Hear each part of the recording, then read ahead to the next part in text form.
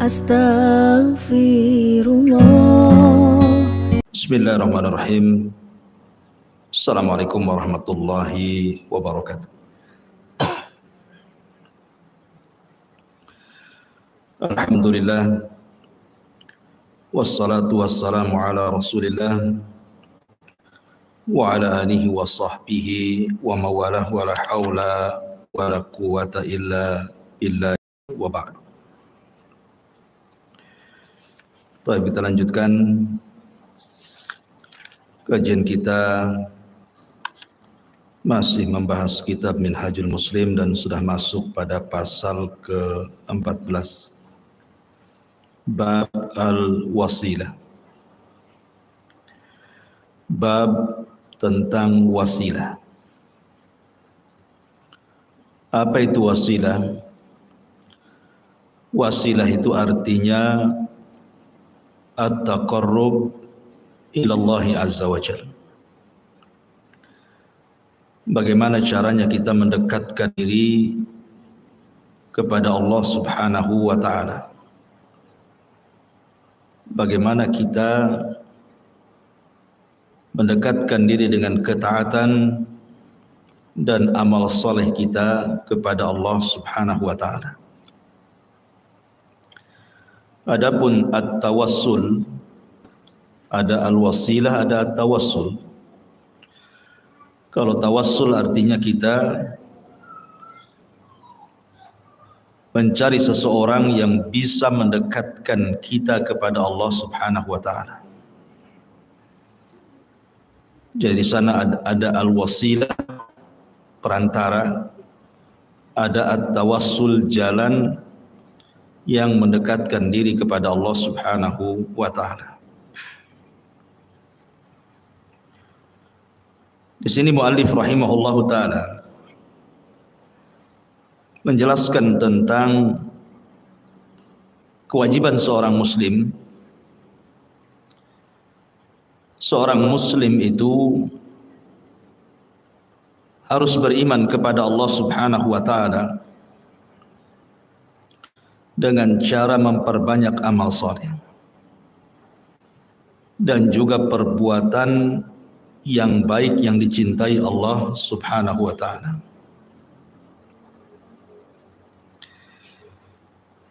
Karena hidup di dunia ini tujuannya adalah untuk beribadah, sebagaimana yang ma'ruf di dalam surah Adz-Dzariyat, wa ma khalaqtul jinna wal insa illa liya'budun. Tidaklah kita diciptakan oleh Allah subhanahu wa ta'ala kecuali dalam rangka beribadah,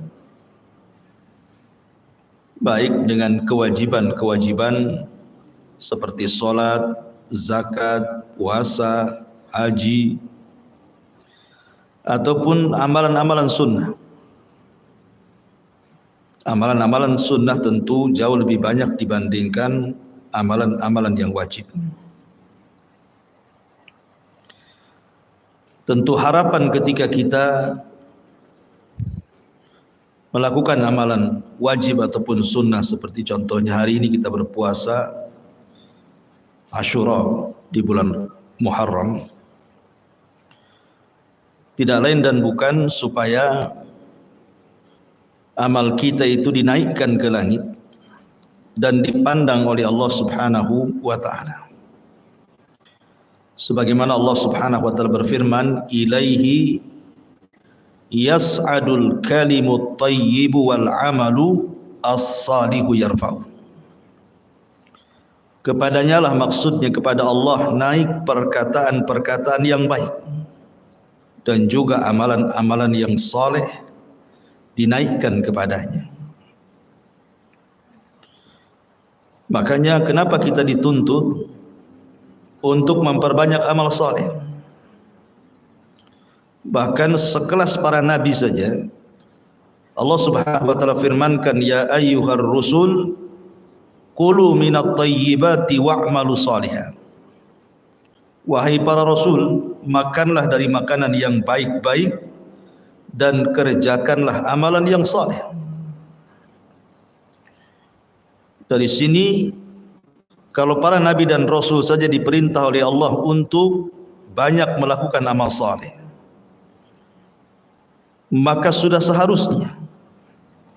seharusnya kita mengikuti jejak para nabi dan rasul memperbanyak amal saleh.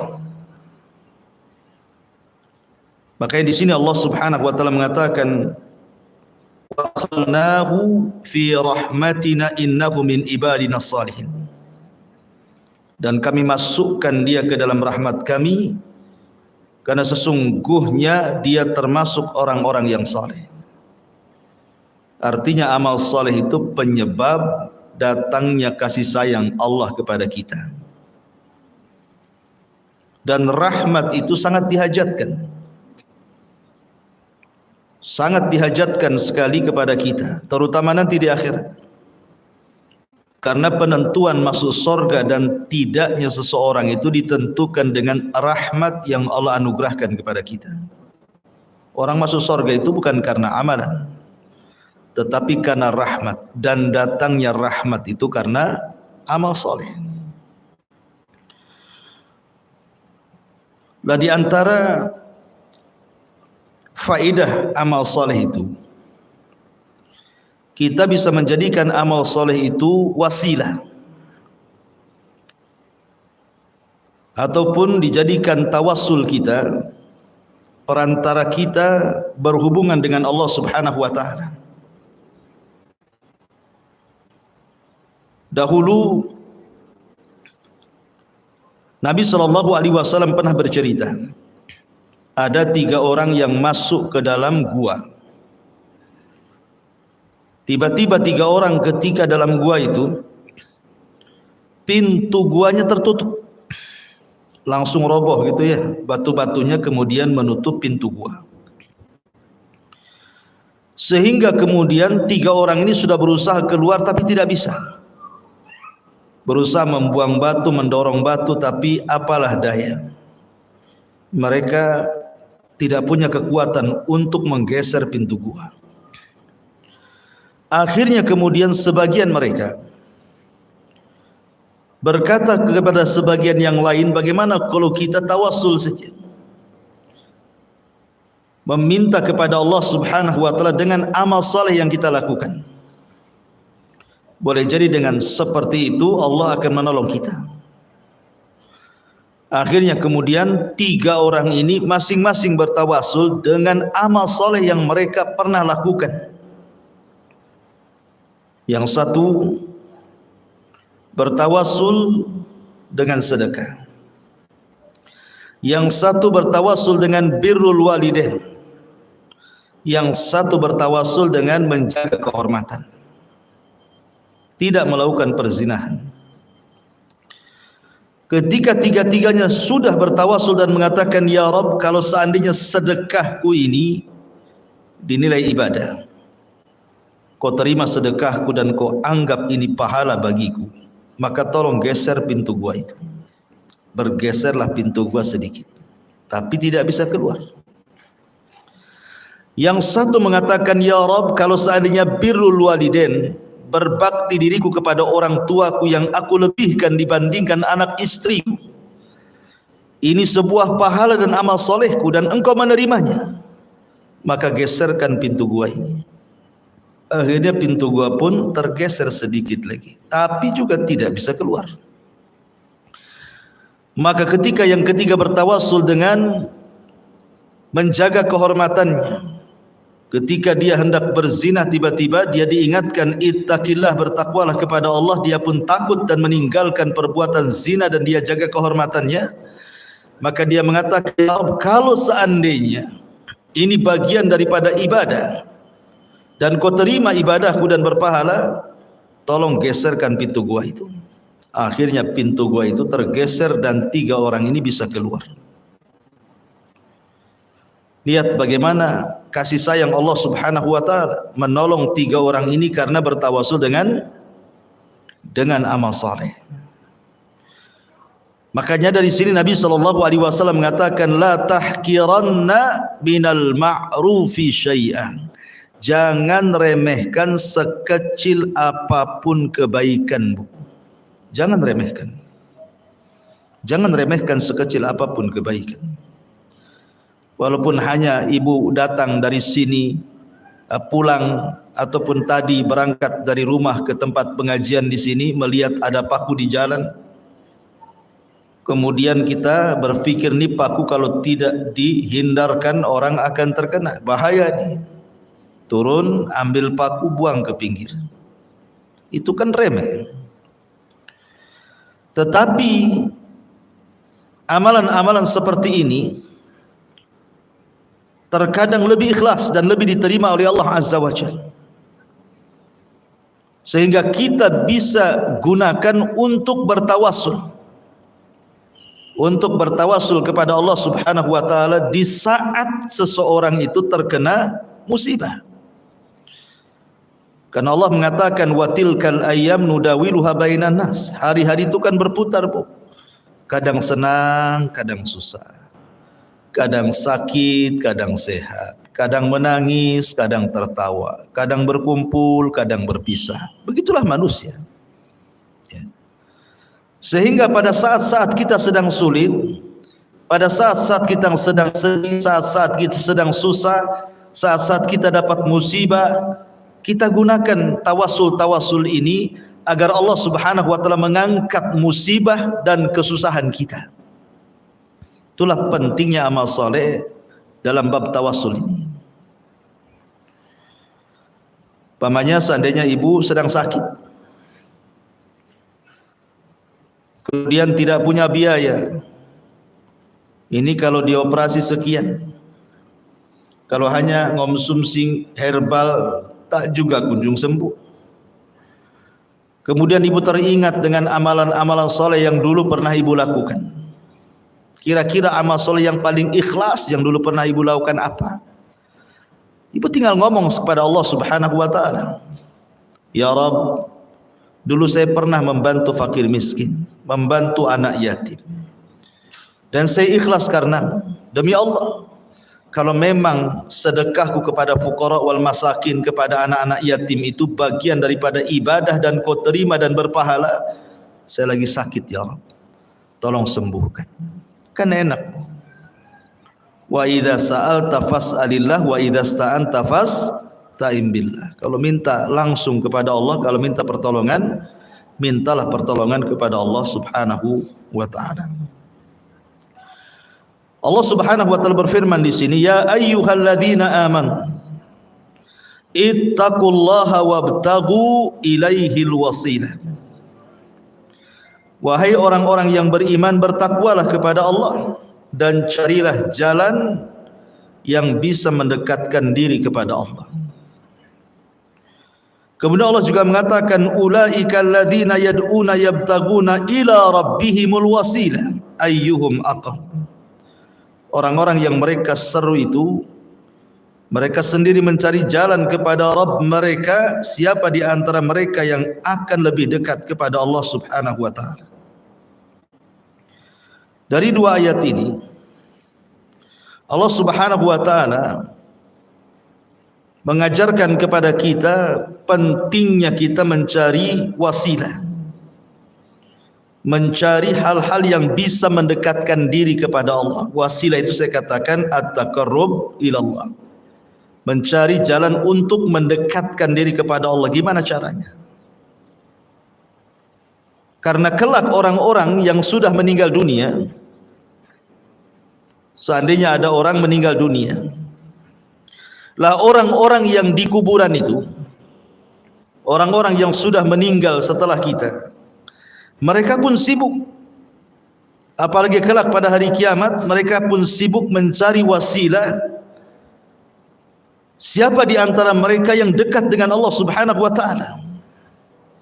Tapi kan di akhirat bukan yaumul amal, bukan hari kita beramal, tapi hari akhirat itu yaumul hisab, hari kita dihisab, sehingga tidak memungkinkan lagi kita ini beramal soleh layaknya di dunia, karena di akhirat sudah tidak ada kewajiban salat, tidak ada kewajiban ini dan itu dari ibadah, sehingga nilai kedekatan seseorang dengan Allah itu ditentukan ketika kedekatan kita di dunia. Ketika di dunia kita dekat dengan Allah, banyak melaksanakan salat, Karena bagaimanapun dunia ini miniatur akhirat. Siapa yang kemudian banyak berdiri di dunia, maka dia tidak akan banyak berdiri di akhirat. Di padang mahsyar itu kan lama berdiri. Berdiri untuk menunggu keputusan Allah Subhanahu wa taala. Tapi kalau dia sudah menggantikan berdiri di akhirat dengan berdiri di dunia, memperbanyak solat sunnah setelah melaksanakan wajib, dan dia terus memburu solat-solat sunnah, solat malamnya, solat witirnya, solat duhanya, solat tahiyatul masjidnya, dan solat-solat yang lainnya, berdiri karena Allah di dunia, maka dia tidak akan banyak berdiri di akhirat. Tapi orang yang jarang berdiri di dunia, maka dia akan lama berdiri di akhirat, karena harus mempertanggungjawabkan semua yang dilakukan di dunia. Ma'asyiral muslimin, makanya ma'asyiral muslimat yang dimuliakan Allah Azza wa Jalla, makanya di sini pentingnya kita ini mencari wasilah, mencari cara atau jalan yang bisa mendekatkan diri kepada Allah Subhanahu wa taala. Caranya gimana? Bicara tentang tawassul ataupun wasilah, ulama membolehkan 3 perkara yang disepakati berdasarkan pendapat Syekhul Islam Ibn Taimiyah, Al-Imam Ibnul Qayyim, dan para ulama muasirin juga, bahwa ada 3 hal kalau kita bicara tentang at-tawassul dan juga al-wasilah ini. Pertama, kita bisa berwasilah, at-tawassul kepada Allah Subhanahu wa taala dengan al-asma was sifat, dengan nama-nama Allah dan sifat-sifatnya. Dengan nama-nama Allah dan sifat-sifatnya, bertawassul kepada Allah Subhanahu wa taala, kita meminta dengan nama-nama Allah dan sifat-sifatnya kepada Allah Subhanahu wa taala untuk sesuatu yang kita hajatkan. Makanya dalam hadis Nabi SAW, apabila seseorang singgah di sebuah tempat yang menakutkan, supaya tidak diganggu oleh jin yang jahat, apa kata Rasul? Kita disuruh membaca a'udzu bikalimatillahi tammati min syarri ma khalaq. Aku berlindung kepadamu ya Rabb dari kalimat-kalimat yang sempurna, artinya Al-Quran, dan mencakup nama-nama dan sifat bagi Allah Azza wa Jalla di dalamnya. A'udzu bikalimatillahi tammati min syarri ma khalaq. Dari apa? Dari keburukan makhluk yang kau ciptakan. Ya. Jadi ibu kalau sedang berdoa meminta sesuatu kepada Allah, jangan tinggalkan asmaul husna, nama-nama yang baik. Pamannya ibu mengatakan as'alukallah bi asma'ikal husna wa sifatikal ula. Aku meminta kepadamu ya Rabb dengan nama-namamu yang indah, dengan sifat-sifatmu yang tinggi. Antar Rahman, Antar Rahim, Engkau zat yang maha penyayang dan pengasih. Wa Antar Razzaq, dan Engkau maha pemberi rizki. Urzuqni, berikan rizkimu kepadaku. Jadi kita bertawassul dengan nama-nama Allah, meminta kepada Allah Subhanahu wa taala dan sifat-sifatnya. Ataupun yang kedua, bertawassul dengan amal saleh.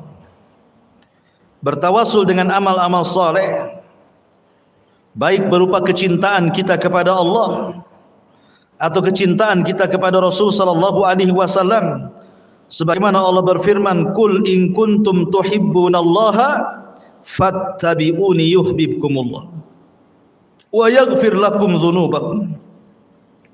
Katakan ya Muhammad, jika kamu benar-benar mencintai Allah, maka ikutilah aku, niscaya Allah mengasihi dan mengampuni dosa-dosa.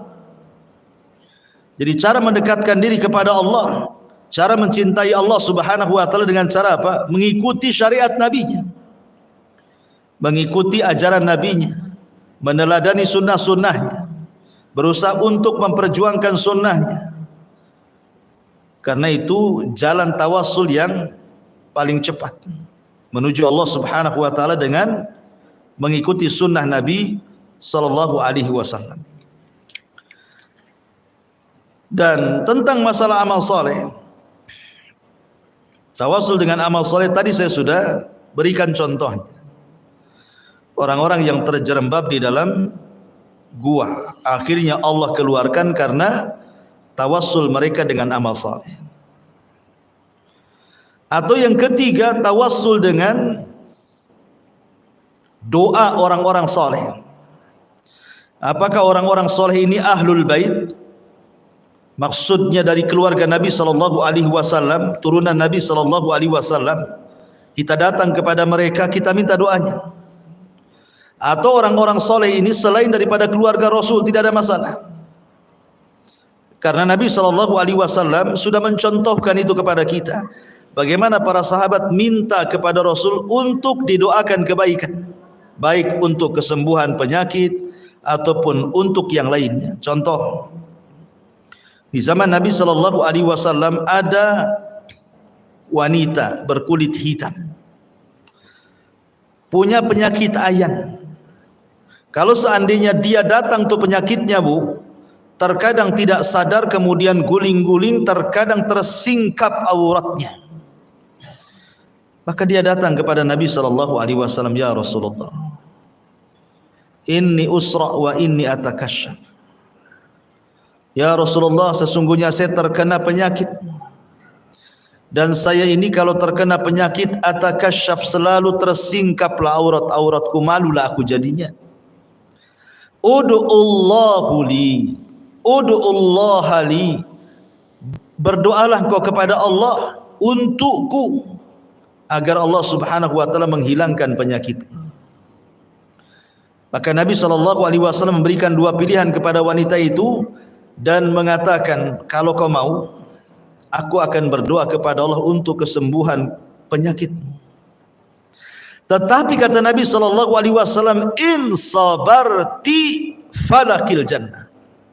Tapi kalau engkau mau sabar, maka engkau akan mendapatkan hadiah surga. Akhirnya wanita ini memilih surga. Gak apa-apa dia penyakitnya tidak hilang, tetapi dia meminta kepada Rasul untuk didoakan kalau datang penyakit itu dia tidak bongkar-bongkar aurat. Maka Rasul mendoakan supaya dia tidak tersingkap auratnya, tapi tidak mendoakan kesembuhannya, karena wanita itu adalah wanita cerdas. Dia wanita yang ingat masa depan. Dia wanita yang bukan hanya mengejar dunia. Dia tahu akhirat itu khairun wa abqa, lebih baik dan lebih kekal. Makanya dia memilih sabar. Idzan asbir ya Rasulullah. Kalau begitu saya ingin sabar wahai Rasul. Setelah Rasul mengatakan in sabarti walakil jannah. Kalau engkau sabar, maka engkau dapat surga. Luar biasa. Kalau ibu-ibu di zaman sekarang mana ada. Kalau seandainya dibuat dua pilihan, surga ataukah dunia, nggak yakin saya milih surga. Pasti milih dunia. Contoh, ketika Nabi sallallahu alaihi wasallam mendengar Fatimah meminta budak untuk dijadikan pembantu, karena Rasul kan baru datang dari peperangan, banyak budaknya. Maksudnya Fatimah itu biar tak capek lah kerja di rumah, ada pembantu. Akhirnya Nabi sallallahu alaihi wasallam datang kepada Fatimah, kemudian menudukkan Fatimah dan Ali. Kemudian kata Nabi sallallahu alaihi wasallam, ya Fatimah, ya Ali, maukah ku ajarkan beberapa kalimat kepadamu, dan itu lebih baik daripada engkau diberikan pembantu laki-laki dan perempuan. Kemudian kata Fatimah dan Ali, tentu wahai Rasul, apa itu? Maka Rasul mengatakan, bertasbihlah 33 kali sebelum tidurmu. Bertasbihlah, bertahmidlah 33 kali sebelum tidurmu. Dan bertakbilah 34 kali, artinya 100 sebelum tidurmu. Maka itu jauh dibandingkan kau mendapatkan pembantu laki-laki dan perempuan. Akhirnya Fatimah memilih doa itu. Dia memilih doa zikir yang diajarkan Rasul sebelum tidur, membaca tasbih 33, tahmid 33, takbir 34, dan tidak jadi meminta pembantu. Kalau pilihan ini saya berikan kepada ibu mau pembantu atau mau zikir? Pasti mau pembantu. Alasannya, pembantu lah Ustaz, zikir juga katanya. Karena di zaman sekarang ini dunia lebih menguasai dibandingkan akhirat. Itulah kenapa orang-orang dulu takut kalau seandainya dibentangkan dunia. Ma'asyiral muslimat yang dimuliakan Allah Subhanahu wa taala. Kembali, wanita ini ketika mendapatkan kabar in sabarti walakil jannah, kalau engkau sabar kau dapat surga. Akhirnya wanita ini mengatakan idzan asbir, kalau begitu saya milih sabarlah wahai Rasul.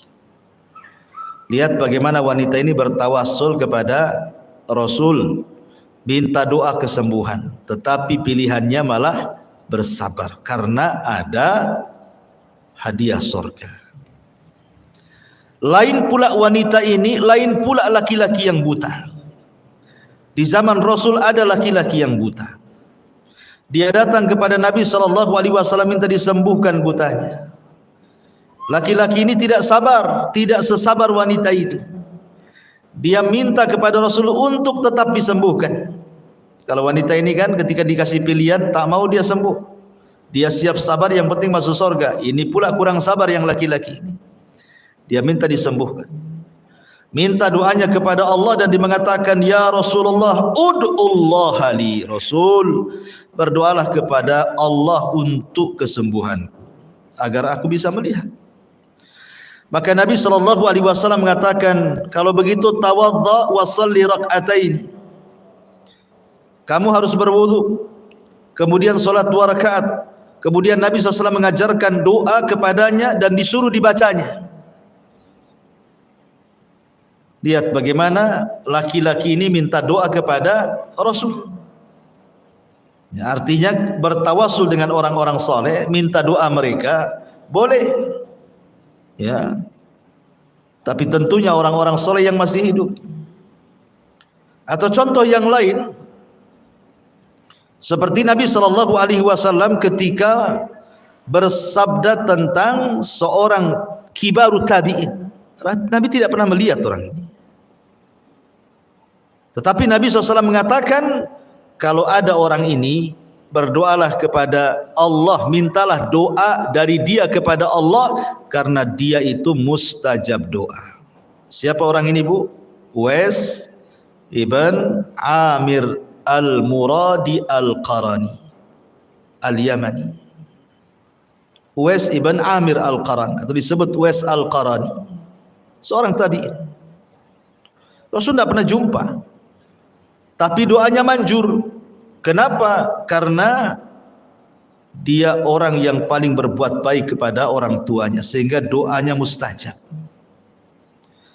Ketika Nabi SAW meninggal dunia, Abu Bakar meninggal dunia, Umar radhiyallahu an ketika menjadi khalifatul Islam mencari-cari orang namanya Uwais al-Qarani, Uwais ibn Amir al-Qarani al-Muradi. Setiap ada kafilah haji dari Yaman, kadang-kadang Umar kemudian datang ke kafilah tersebut dan mengatakan, afikum Uwais, afikum Uwais. Ada enggak Uwais di situ? Ada enggak Uwais di situ? Kata orang-orang Yaman, tak ada wahai Amirul Mukminin. Ulanglah Umar kecewa. Tahun depannya lagi datang lagi kafilah haji dari Yaman, tanya lagi, afikum Uwais, ada enggak Uwais di situ? Mereka mengatakan tidak ada wahai Amirul Mukminin. Pulang lagi kecewa. Sampai beberapa tahun, tapi lihat usaha Umar akhirnya membuahkan hasil. Ketika sekian tahun banyak orang tiap tahun ibadah haji dari Yaman selalu tidak mendapatkan Uwais, yang ini akhirnya Umar pun mendapatkan kabar di mana Uwais. Ketika datang kafilah dari Yaman, Umar datang dan mengatakan, afikum Uwais, apakah ada Uwais di antara kalian? Maka kepala rombongan mengatakan, maksudnya Uwais al-Qaran, Uwais ibn Amir al-Qarani. Ya, kata Umar, di mana dia? Dia mengatakan, sungguhnya Uwais berangkat dengan kami dalam kondisi susah, tidak ada uang, tapi dia nekat haji bersama kami, sehingga dia harus bekerja dulu. Dia sedang bekerja ngerawat kambingnya orang ini dan itu, kau bisa temui di sana. Akhirnya Umar pun mengajak Ali radhiyallahu an mencari Uwais Al-Qarani. Rupanya sedang menggembala kambingnya orang Arab untuk mengambil upah dan melanjutkan hajinya. Tiba-tiba kemudian pas datang Uwais sedang sholat, tetapi Umar terus memandang orang itu dan dicocokkan dengan ciri yang disabdakan Rasul kepadanya. Setelah yakin itu Uwais, dan setelah sholat kemudian Umar menyamperi dan mengatakan, apakah anta Uwais? Ya, saya Uwais. Apakah engkau dari Murad? Ya, saya dari Murad. Apakah engkau dari Qaran? Ya, dari Qaran. Apakah engkau dulu punya penyakit sopak, kemudian disembuhkan oleh Allah dan sekarang tinggal sebesar dirham? Dia mengatakan iya. Kemudian diberitahu tandanya. Subhanallah, kata Umar, engkau adalah orang yang disabdakan Nabi SAW. Akhirnya Umar pun meminta doa kepada Uwais. Uwais kaget. Bagaimanapun secara kemuliaan, siapalah kibarut tabi'in dengan sahabat, apalagi dengan Umar bin Khattab, orang terbaik kedua setelah Abu Bakar. Di hadapan Nabi SAW tiba-tiba meminta doa, kan tersanjung banget gitu. Tapi setelah Umar memastikan bahwa ini adalah anjuran Rasul, disuruh mencari kamu dan meminta doa, akhirnya Uwais pun dengan sedang segan-segan hati, dia pun mendoakan Umar bin Khattab dengan catatan jangan memberitahu siapa. Akhirnya Uwais pun pergi ke Syam dan berjihad di sana. Lihat, ini namanya tawassul. Umar bertawassul kepada Uwais Al-Qarani, meminta doanya. Padahal Uwais Al-Qarani tidak lebih mulia dibandingkan Umar. Tapi karena satu sisi ada pada diri Uwais yang tidak ada pada Umar bin Khattab, berbuat baiknya kepada orang tua luar biasa, itulah yang menjadikan mustajab doa. Atau contoh yang lain, ketika Madinah mengalami paceklik hebat, tidak ada hujan, paceklik luar biasa, sampai-sampai kemudian tanah Gresing belah pecah, rumput pun tidak tumbuh, hewan-hewan pun kelaparan hampir mati, manusia pun sama. Akhirnya Umar bin Khattab mendatangi Abbas ibn Abdul Muttalib, disuruh untuk memimpin salat istisqa, meminta agar Abbas berdoa kepada Allah Azza wa Jalla. Maka Abbas pun berdoa kepada Allah dalam salat istisqa, karena Umar tahu Abbas ini bagian ahli bait, keluarga Nabi SAW, pamannya. Akhirnya kemudian Abbas pun menengadahkan tangan ke langit, kemudian berdoa minta hujan, dan hujan pun turun. Lihat, maka boleh tawasul itu dengan nama-nama Allah dan sifat-sifatnya, atau tawassul dengan amal soleh, ataupun tawassul dengan orang soleh yang masih hidup, baik dari kalangan ahlul bait ataupun bukan dari kalangan ahlul bait.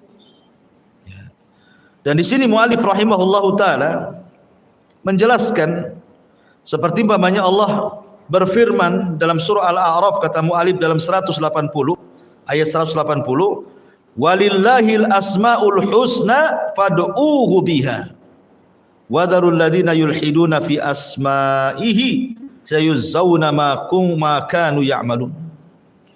Hanya milik Allah lah asmaul husna, nama-nama Allah yang indah, maka mohonlah kepadanya dengan nama-nama tersebut. Artinya boleh bertawasul dengan menyebut nama-nama Allah dan sifat-sifat Allah Subhanahu wa taala.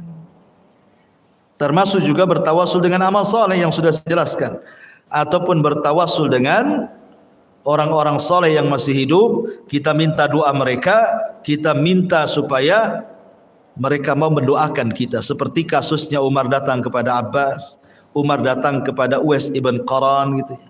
Atau kasusnya ketika seseorang wanita yang tadi saya katakan kena ayan kemudian minta disembuhkan kepada Rasul, atau seorang laki-laki yang buta yang ingin disembuhkan di hadapan Rasul. Itu maksudnya Rasul mencontohkan boleh kita datang kepada orang soleh, kepada orang yang berilmu, kemudian meminta doa mereka. Karena Allah Subhanahu wa taala itu suka dengan kita. Suka dengan kita. Kalau kita beramal saleh, maka Allah Subhanahu wa taala akan jauh lebih dekat lagi kepada kita. Kalau ibu beramal saleh umpamanya satu jengkal atau satu jengkal, maka Allah akan datang menyambut amal saleh kita satu hasta. Kalau kita datang kepada Allah dengan amal saleh kita umpamanya satu hasta, maka Allah Subhanahu wa taala akan mendekati kita satu depak lebih panjang lagi. Dan kalau kita datang dengan amal soleh kepada Allah dengan cara berjalan, maka Allah akan menyambut amal soleh kita dengan cara berlari. Dan itu disabdakan oleh Allah dalam sebuah hadis qudsi. Allah Subhanahu wa taala berfirman, wa in taqarraba minni shibran taqarrabtu ilaihi dhira'an wa in taqarraba ilayya dhira'an taqarrabtu minhu ba'an wa in atani yamshi ataituhu harwalatan. Dan sekiranya ia mendekatkan diri kepadaku sejengkal, maka aku dekat kepadanya sehasta. Kalau dia dekat kepadaku sehasta, aku akan dekat kepadanya sedepak. Kalau seandainya dia datang sambil berjalan, ku datangi dia sambil lari. Lihat bagaimana rahimnya Allah Subhanahu wa taala kepada kita, dan bagaimana cintanya Allah kepada kita ketika kita beramal soleh. Ya, karena amal soleh itu yang sunnah saja menyebabkan kecintaan Allah kepada kita, apalagi yang wajib. Wa ma taqarraba ilayya 'abdi bi syai'in ahabbu ilayya mimma aftaradtuhu alayhi wa la yazalu 'abdi yataqarrabu ilayya bin nawafil hatta uhibbahu. Tidaklah hambaku mendekatkan diri kepadaku dengan sesuatu yang lebih aku sukai daripada mendekatkan diri dengan melaksanakan apa yang diwajibkan. Dan hambaku senantiasa taqarrub, mendekatkan diri, berwasilah kepadaku dengan amal-amal sunnah, sehingga aku makin cinta dengan dia. Jadi kalau seandainya ibu ini sukalah melaksanakan amal sunnah setelah yang wajib tentunya, ya. Kalau sholat mungkin suka duha, suka sholat malam, suka witir, suka sunnah wudhu, dan begitu seterusnya. Atau puasa, ya puasa sunnah, atau mungkin sedekah, dan begitu seterusnya. Maka sebagai imbalannya, ibu akan dicintai Allah. Dan kalau Allah Subhanahu wa taala sudah cinta dengan ibu, apa yang terjadi? Nadahu Jibril, maka Allah akan panggil Jibril. Kemudian Allah Subhanahu wa taala akan katakan kepada Jibril, ya Jibril, inni uhibbu fulanan fahibbah. Jibril, aku suka lo dengan si anu itu, maka kau harus suka juga dengan dia. Maka Jibril langsung berteriak di hadapan semua para malaikat yang ada di langit dan mengatakan, ya malaikat Allah, innallaha yuhibbu fulanan fahibbuhu. Wahai malaikat-malaikat Allah, Allah sukalah dengan si ibu itu, maka kalian harus suka dengan si ibu itu. Lihat, luar biasa. Ya, jadi kalau bisa terus kita mencari kecintaan, memancing agar Allah cinta kepada kita dengan memperbanyak amal wajib, memperbanyak amal sunnah, dan begitu seterusnya. Ma'asyiral muslimat yang dimuliakan Allah Subhanahu wa taala. Kalau ibu baca dalam Minhajul Muslim, kitab yang kita baca ini, di situ ada dalil-dalil tentang apa yang saya jelaskan, bahwa amal soleh itu yang dibolehkan, yang sudah jelas ada dengan nama-nama Allah, dan itu tercantum di beberapa ayat dan hadis. Kemudian dengan amal soleh, kemudian dengan doanya orang yang soleh, yang taat, yang alim, dan mereka masih hidup. Adapun kemudian bertawasul dengan orang yang sudah meninggal, ini menjadi ranah khilaf para ulama. Ya, menjadi ranah khilaf, boleh enggak seorang itu bertawasul dengan orang yang sudah meninggal, orang-orang soleh yang sudah meninggal. Maka pendapat Syekhul Islam Ibn Taimiyah, Al-Imam Ibnul Qayyim, dan juga ulama-ulama Lajnah Daimah Saudi Arabia, semua mengatakan tidak boleh.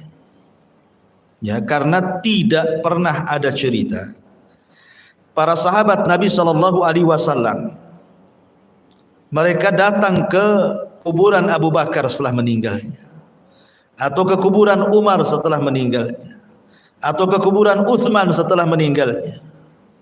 Tidak ada cerita dari kalangan sahabat mereka mendatangi kuburan orang-orang soleh, padahal mereka sahabat.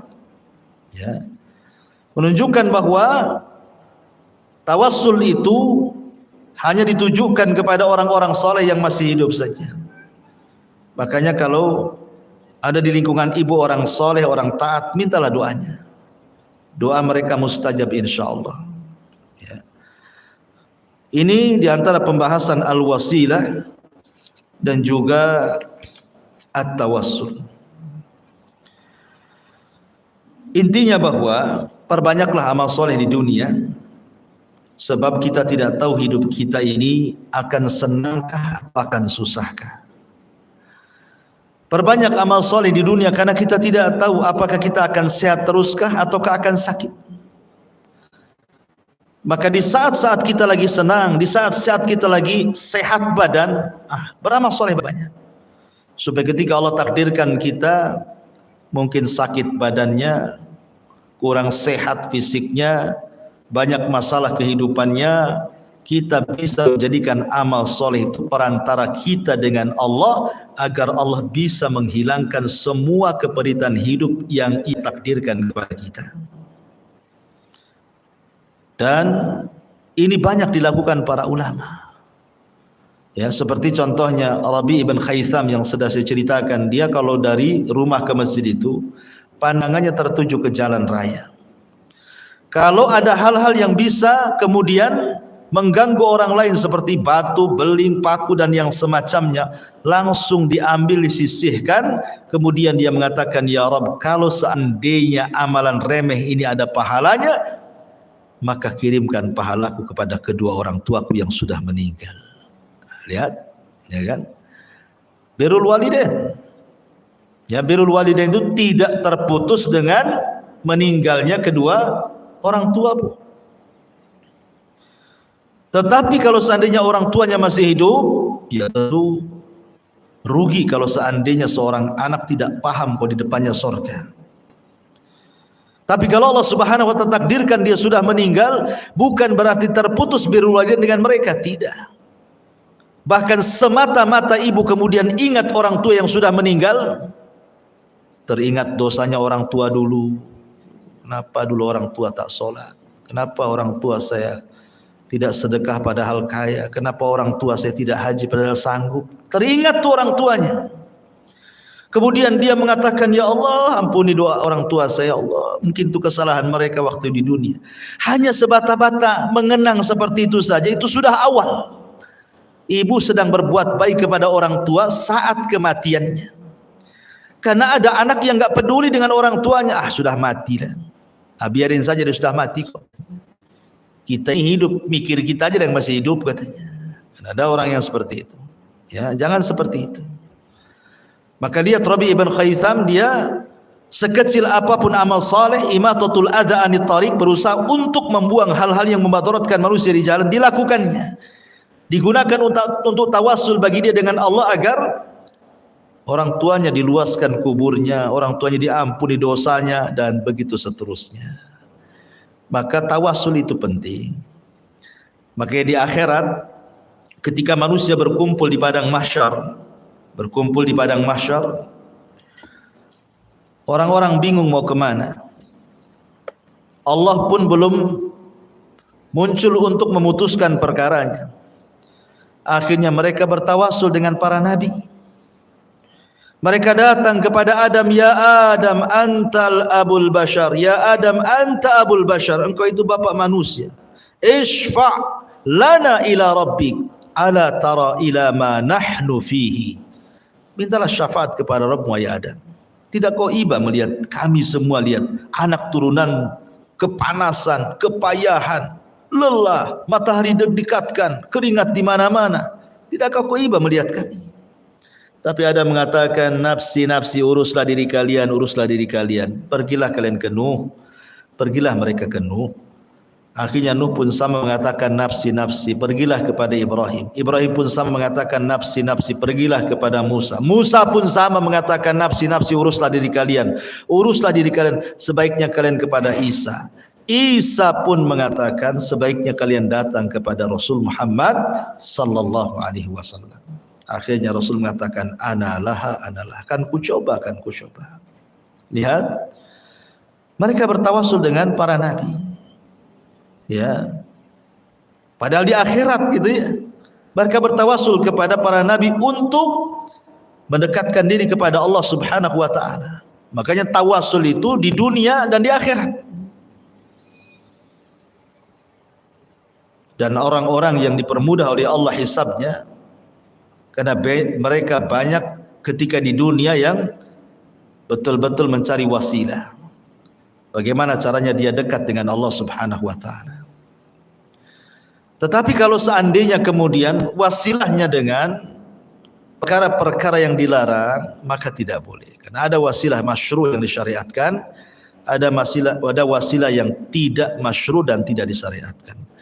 Wallahu alam, ibu bisa baca sendiri dalilnya. Semua ayat-ayat yang dicantumkan pengarang ini berkaitan dengan bolehnya berwasilah dengan nama-nama dan amalan soleh serta doanya orang-orang soleh yang masih hidup. Allahu a'lam. Silakan kita buat tanya jawab di sini.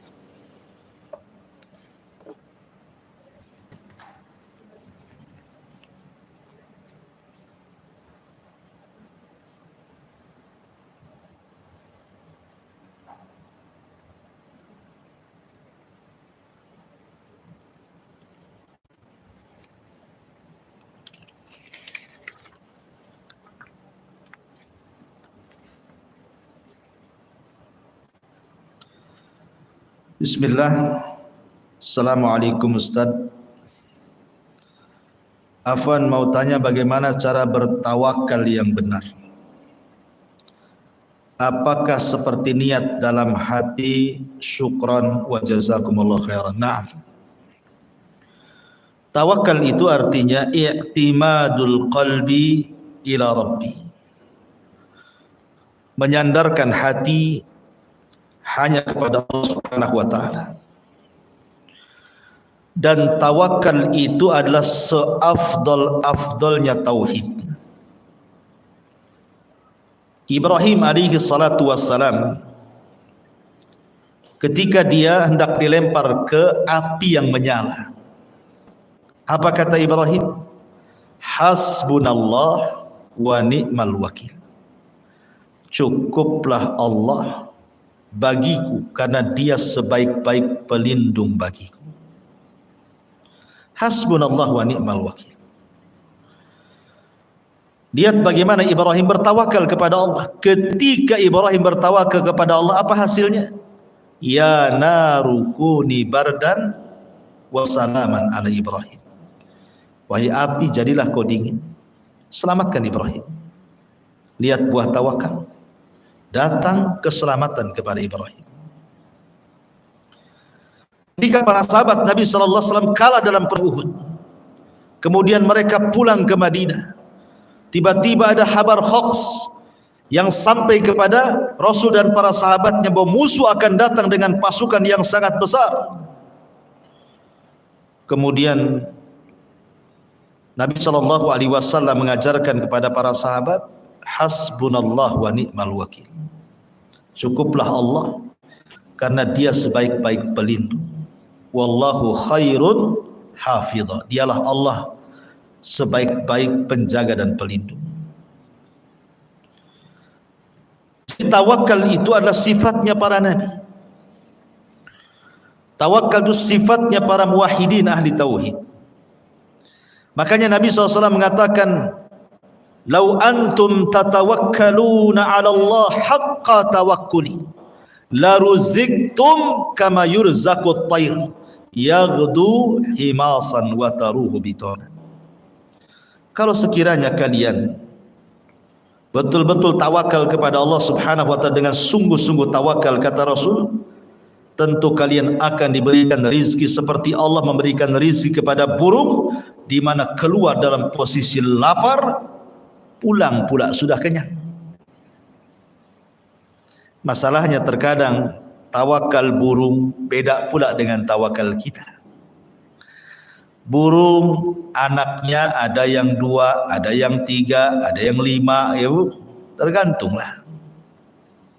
Kalau kita kan jarang orang lahiran kembar itu, rata-rata 1, nanti tahun depan 1 lagi kan itu yang kerap. Lihat burung itu tidak peduli dia, main keluar saja ngikut instingnya dia. Keluar lapar, pulang pula dah kenyang, dia bisa ngasih makan anak-anaknya. Siapa yang mengarahkan burung? Allah. Manusia punya akal, burung tidak punya akal. Kalau seandainya kemudian kepala kita diganti kepala burung, gila lah kita, tak ada akal. Harusnya yang berakal itu lebih pandai untuk tawakal dibandingkan burung yang tidak berakal, yang hanya mengandalkan insting. Karena di hadapan kita itu rizki Allah itu terbentang seluas-luasnya dan selebar-lebarnya. Kalau kita lihat ke laut, di situ banyak ikan dengan segala jenisnya, tinggal mancing.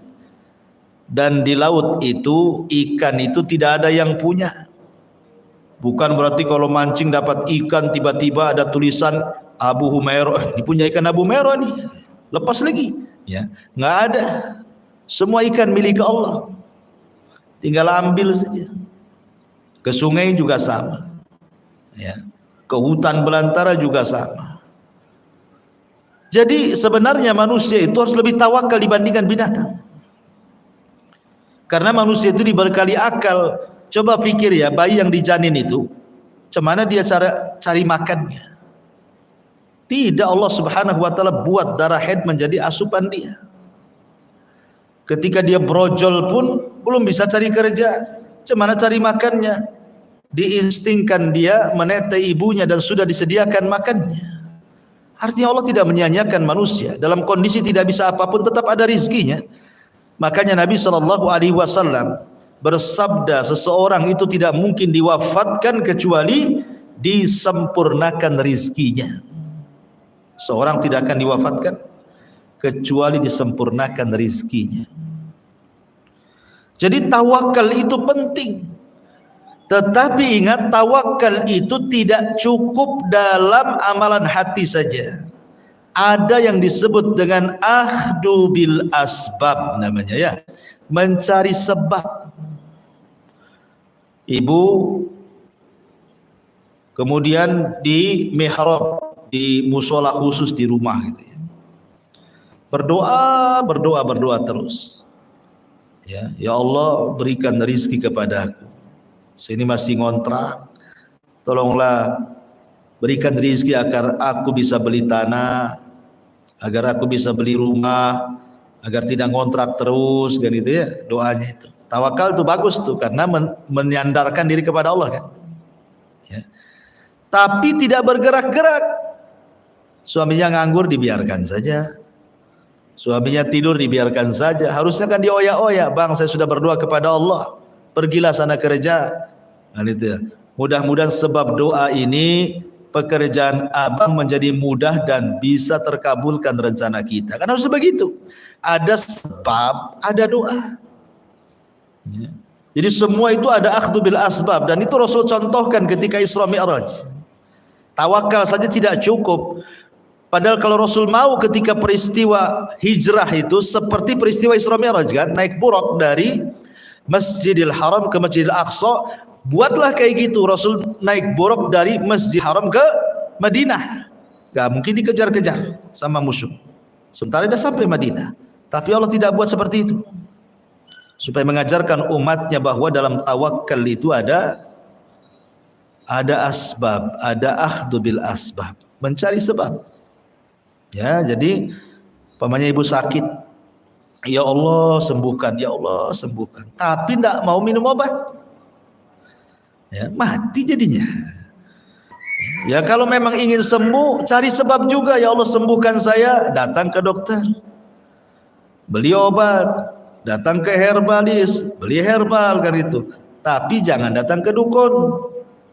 Ya, itu cari sebabnya yang haram, tak boleh.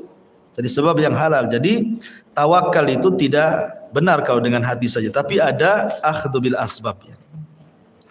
Kemudian bagaimana pentingnya duduk di majelis ilmu bagi muslimah? Karena hari-hari ini sudah banyak kajian online, maka banyak yang memilih menghadiri kajian online saja. Kan itu. Ya dua-duanya baik, online ya baik, offline ya baik. Cuman kan beda Bu ya. Orang yang duduk di majelis ilmu, orang yang duduk di majelis ilmu dengan yang ngaji online itu beda. Pertama beda rasa, ya kan? Nabi SAW mengatakan, "Qumu maghfuran lakum." Berdirilah kalian dan kalian sudah diampuni dosa-dosa kalian. Allah sudah mengganti keburukan kalian dengan kebaikan. Kapan Rasul katakan? Apabila bubar majelis. Jadi kalau Nabi SAW sudah buat majelis, kemudian selesai ngaji nih, apa kata Rasul? Qumu maghfuran lakum. Bubar kalian, kalian sudah diampuni dosa-dosa kalian. Subhanallah. Hanya semata-mata duduk di majelis ta'lim, hanya semata-mata duduk di majelis ta'lim, lihat kesudahannya. Setelah ibu ngaji seperti ini, pulang dosa diampuni loh. Apa ini didapat lewat kajian online? Enggak. Karena orang yang ngaji online itu rata-rata tidak beradab. Tidak ada adabnya. Adab thalabul ilminya tidak ada kan. Coba Bu ya di rumah, ibu tengok kajian saya lagi ngaji, enak aja sambil minum cincau, sambil makan jengkol, sambil rebahan, itu kan. Dikeraskan suaranya sambil mandi, lah ini gimana kan? Coba, nggak bisa. Nanti ada mamanya datang dari depan gitu ya, COD gitu kan, COD dulu dilayan daripada ngaji, banyak masalah ya. Karena ngaji itu Bu, bukan bicara soal kecerdasan, bukan ibu duduk dapat ilmu pulang, bukan semata-mata itu. Tetapi dalam belajar itu ada sesuatu yang jauh lebih dibandingkan kecerdasan, bahkan 2/3 ilmu yang kita cari di majelis taklim itu adalah bukan hanya kecerdasan. Kecerdasan itu hanya 1/3 saja, tapi yang ibu cari itu 2/3. Apa itu? Adab. Adab. Makanya ibunya Imam Malik mengatakan kepada Imam Malik, "Na ta'allam al-adaba qabla al-ilmi." Belajar adab ya nak sebelum ilmu. Karena barokahnya ilmu itu karena mengambil dengan adab. Kalau ngaji online terus nggak ada adabnya selamanya. Bahkan yang ada su'ul adab, jelek adabnya. Kenapa? Karena tidak menghargai ilmu kan. Kecuali kalau seandainya suaminya melarang, tidak boleh ngaji, cukuplah di rumah, mengingat anaknya banyak, terbengkalai, ini, itu, macam-macam cerita, tentulah kita lebih mendahulukan suami. Dah di rumah saja, ngajilah online sama Abu Merah. Ya. Atau umpamanya ke tempat pengajiannya itu membahayakan, jauh, bahaya, perlu mahram, ini itu, banyak rintangan, gangguan, ya sudah online saja. Dan itu ya. Tapi kalau seandainya jaraknya dekat, bisa ditempuh dalam beberapa menit dan detik, artinya tidak membuat marah suami, dapat izin suami, tidak terbengkalai pekerjaan rumah tangga dengan ngaji kan hanya sejam, paling lama 1,5 jam gitu ya. Maka tentu hadir di majelis ta'lim tentu lebih baik kan itu, karena menang adab, menang ilmu. Jangan sampai orang cerdas tidak punya adab, kata Syekhul Islam Ibn Taimiyah. Jangan sampai orang itu utu zakaan walam yu'tu zakaan, diberi cerdas tapi tidak diberikan kejernihan hati alias akhlak. Kecuali kalau mamanya jauh kayak ini yang nonton ini di YouTube ini kan, ada dari Bandung, ada dari Lombok ini, ada dari Balikpapan, dari macam-macam. Tak mungkin lah naik pesawat ke sini lah, bukan? Karena jauh. Ya orang-orang dekat sini, kompleks sini saja nggak ngaji, kenapa kan itu ya? Kalau tidak ada halangan. Karena hadir di majelis taklim itu banyak faedahnya. Sekali lagi banyak faedahnya. Kalau mau dirinci itu dibuat kajian lagi lebih lama. Kemudian pertanyaan selanjutnya, jika kita pernah menggunakan sebuah amal, sebuah wasilah, apakah nanti di akhirat ibadah tersebut tetap dihitung? Tetap dihitung. Ya. Tetap jadi amal soleh kita. Walaupun kita sudah gunakan untuk wasilah di dunia, tetap amal soleh itu akan dicatat dan akan dibalas dan akan dihisab. Al jaza'u min jinsil amal, balasan itu sesuai dengan amalannya. Bolehkah membatasi diri bagi seorang muslimah dalam menuntut ilmu keluar rumah dalam rangka menuntut ilmu dibatasi 1-2 kali saja dalam sepekan? Tidak ada masalah. Ya, tidak ada masalah, karena bagaimanapun namanya kalau sudah berumah tangga mungkin sibuk, harus ngurus anak-anak, ngurus suami, ngurus rumah, gitu ya kan. Banyak perkara lah, ya. Tetapi jangan tinggalkan majelis taklim, karena sudah lihat kan Bu, ummahat yang lama tidak duduk di majelis taklim, ya, yang hanya sibuk kemudian mereka duduk di depan HP, handphone, WhatsApp grup, Instagram, TikTok, apalagi sebutin satu-satu ya. Itu lihat akhlaknya akan berbeda jauh. Akan berbeda jauh. Sama-sama thalabul ilmi padahal.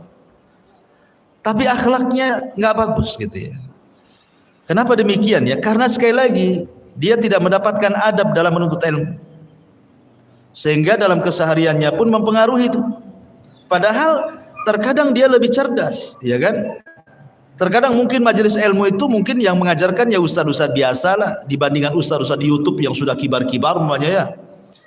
Tapi dari segi akhlak, dan karena menuntut ilmu itu juga kita mencari adab dan akhlak, bukan hanya ilmu saja. Itu yang kita butuhkan sebenarnya. Ilmu itu mencerdaskan dan merubah akhlak. Karena di majelis taklim itu ketemu kawan jadi silaturahim, ya kan, senyum jadi sedekah gitu ya. Salaman dengan kawannya tergugurkan dosa-dosanya. Kemudian duduk, malaikat di atas kepala ngepak-ngepak sambil mengatakan, ya Allah ampuni orang itu, ya Allah ampuni orang ini. Pulang kata Rasulku, maghfurun lakum, berdiri kau sudah diampun dosanya. Apalagi coba, itu duduk di majelis taklim tuh. Seperti itu. Karena apa? Karena keutamaan segudang ini, karena sekali lagi bukan hanya bicara tentang kecerdasan tapi akhlak. Kata Abdullah ibn Mubarak, saya belajar akhlak 30 tahun dan saya belajar ilmu 20 tahun. Jadi ingat bahwa adab itu 2/3 ilmu. Ilmu itu sepertiganya saja. Itu pentingnya. Menambah iman. Ya kan beda. Saya yakin ibu beda lah. Karena saya sendiri kan setiap hari saya itu wajib mendengarkan YouTube. Saya itu mewajibkan mendengarkan YouTube. Alhamdulillah masyai-masyai guru-guru saya gitu ya. Mereka sudah kajian online YouTube. Wajib setiap hari hampir saya mendengarkan YouTube itu. Ya, untuk menambah ilmu, karena tidak mungkin saya menyampaikan ilmu terus gitu ya. Ya pasti terbatas juga kemampuan. Bahkan saya wajibkan. Dalam satu hari itu saya mendengarkan syekh ini, syekh itu gitu ya. Mulai dari pagi, kadang di sela-sela tidak sibuk saya dengarkan malam juga. Saya catat. Terkadang saya catat faedah-faedah mereka itu. Pokoknya setiap hari wajib ada pengetahuan. Ya. Kalau seandainya mereka ada di sini, tentu saya akan hadir di majelis mereka. Cuman kan mereka jauh ya, ada di Saudi, ada yang di Yaman gitu kan. Ya, tapi alhamdulillah sampai kepada kita. Sebenarnya media-media YouTube dan yang semacamnya itu bisa untuk wasilah menuntut ilmu, tetapi jangan tinggalkan majelis ta'lim. Ya, majelis ta'lim, karena di zaman sekarang yang bisa membentengi diri kita ya belajar di majelis ta'lim atau di rumah gitu ya. Wallahu a'lam. Ya tapi kan hukumnya kan bukan seperti sholat waktu. Semua pengajian ikut ya Anda. Ya kan ada prioritas, ada aulawiyat namanya ya. Kalau di rumah memang ibu lagi dibutuhkan anak-anak dan suami bertepatan dengan jam ngaji, jangan ngaji. Dahulukan anak-anak dan suami itu lebih wajib. Suami udah kerja, anak-anak udah sekolah, ngapain ya di rumah? Hadir, kan apa susahnya? Selama kemudian menjaga perjalanan dari rumah ke majelis taklim, menjaga aurat, ya, tidak menggunakan parfum, tidak memfitnah dan begitu seterusnya lah. Jadi itu ibu udah paham lah tentang adab-adab keluar wanita itu. Wallahu a'lam. Taib, kalau tidak ada kita tutup. Mudah-mudahan